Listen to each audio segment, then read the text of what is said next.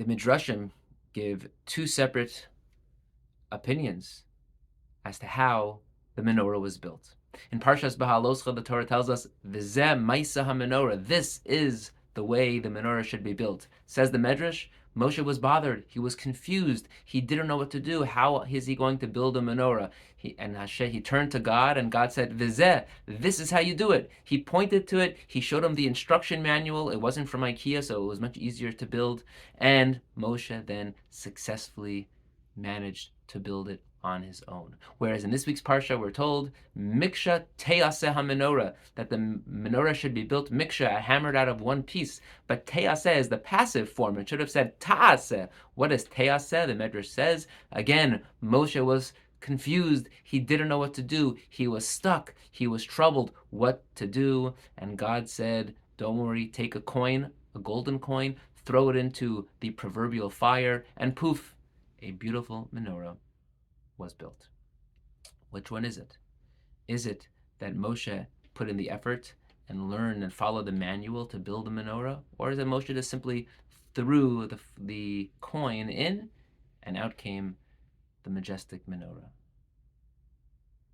Perhaps we can first say that this idea of Moshe being bothered and struggling with the building of the menorah is representative of each and every one of us when we struggle in something, whether it's struggling in school, or it's struggling with our relationships, struggling with God.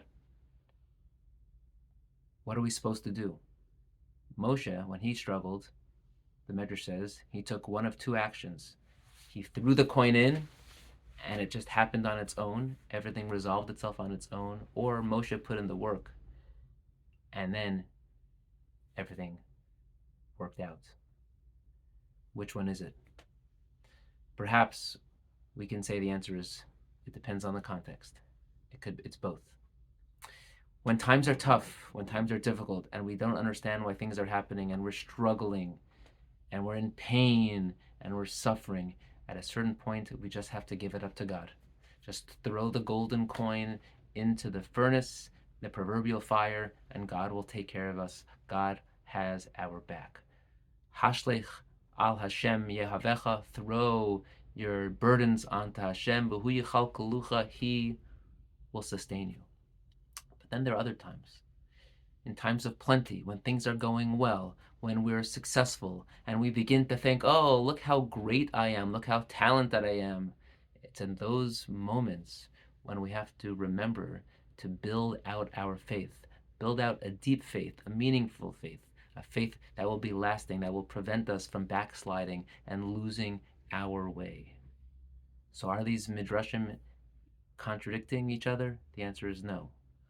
They're talking about different times in our lives. It's a message for us to always remember that when times are tough and we don't know where to turn, God has our back. When things are great and going well, don't forget about Hashem. It's not just enough to have a simple faith. It's a faith that requires action, because once we put in the action and the effort, that faith will never leave us. May we continue to perfect both types of faith, the emunah pshuta, the simple faith, and the more deep, profound, and complex and nuanced type of faith, in order that during all times of our lives, we will make sure that we have that connection with the Tzur Yisrael, Hatzur Tamim Palo, the pure and beautiful and abiding God. Have a wonderful Shabbos.